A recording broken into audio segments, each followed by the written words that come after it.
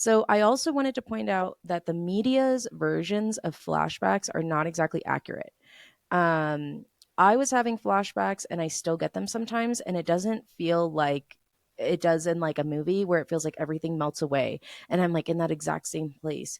It's more like personally for myself, it sounds like a broken record in my brain, and it feels like I am regressing to my child self or that inner part of me that is holding on to that trauma that wants to show me that trauma. Because sometimes, your subconscious is not ready for you to see that trauma. And then there are times whenever it pops up and that inner part of you is like, okay, I'm finally ready to show you this. Okay. So, for example, a big trigger for me has been money for a very, very long time. And I would get flashbacks whenever I like wasn't making enough money or I was scared that like something bad was going to happen. I would get flashbacks to being told that I wasn't good enough.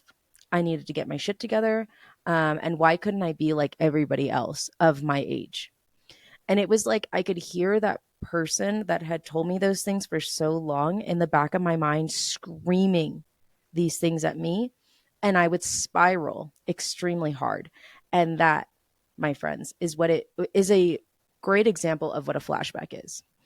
Um, and that was it. I mean, the flashback was the broken record of my mind, feeling like I was back in school, not being able to keep up with everybody else, even though I was in I'm in my adult body, working 2 to 3 jobs, trying to make ends meet.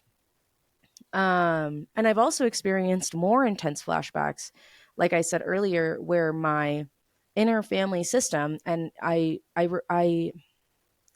talked about that in the previous season. I don't remember what episode in particular, but yeah, like my inner child or my inner teen or whoever would come to the forefront with information that my subconscious had hidden to me from me.